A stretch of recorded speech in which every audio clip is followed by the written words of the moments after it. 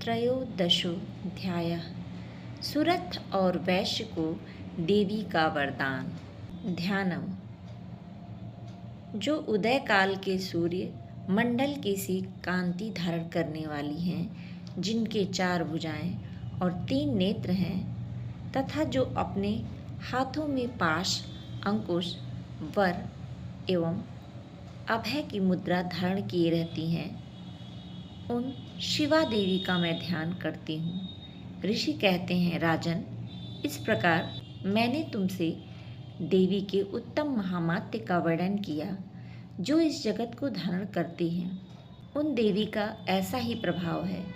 वे ही विद्या उत्पन्न करती हैं। भगवान विष्णु की माया स्वरूपा उन भगवती के द्वारा ही तुम, ये वैश्य और अन्यान विवेकी जन मोहित होते हैं, मोहित हुए हैं और आगे भी मोहित होंगे। महाराज, तुम उन्हीं परमेश्वरी की शरण में जाओ। आराधना करने पर वे ही मनुष्यों को भोग, स्वर्ग और मोक्ष प्रदान करती हैं।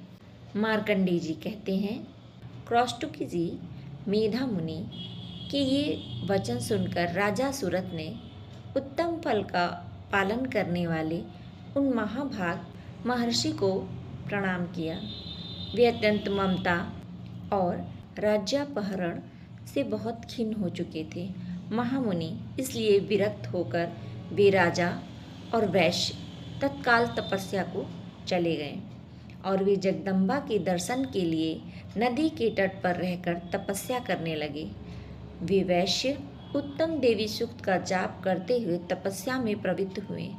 वे दोनों नदी के तट पर देवी की मिट्टी की मूर्ति बनाकर पुष्प, धूप और हवन आदि के द्वारा उनकी आराधना करने लगे।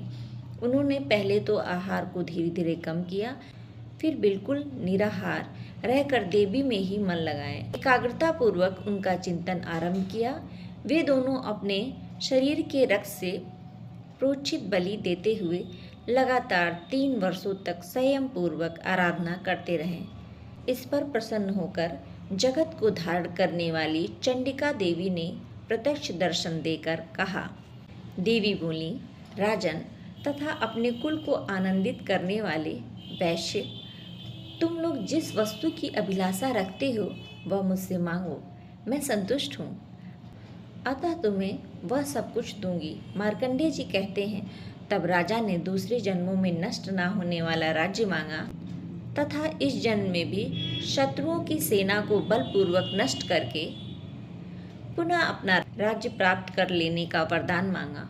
वैश्य का चित्त संसार की ओर से खिन्न और विरक्त हो चुका था और वे बड़े बुद्धिमान थे, अतः उस समय उन्होंने तो ममता और अहंता रूप आसक्ति का नाश करने वाला ज्ञान मांगा। देवी बोली, राजन, तुम थोड़े ही दिन में शत्रुओं को मारकर अपना राज्य प्राप्त कर लोगे। अब वहाँ तुम्हारा राज्य स्थिर रहेगा। फिर मृत्यु के पश्चात तुम भगवान विवस्वान के अंश से जन्म लेकर इस पृथ्वी पे सावर्णिक मनु के नाम से विख्यात होगे। वैश्यवर्य, तुमने भी जिस वर को मुझसे प्राप्त करने की इच्छा की है उसे देती हूँ। तुम्हें मोक्ष के लिए ज्ञान प्राप्त होगा। मार्कंडेय जी कहते हैं, इस प्रकार उन दोनों को मनोवांछित वरदान देकर तथा उनके द्वारा भक्ति पूर्वक अपनी स्तुति सुनकर देवी अंबिका तत्काल अंतर्ध्यान हो गई। इस तरह देवी से वरदान पाकर क्षत्रियों में श्रेष्ठ सुरथ सूर्य से जन्म ले सावर्णी नामक मनु होंगे।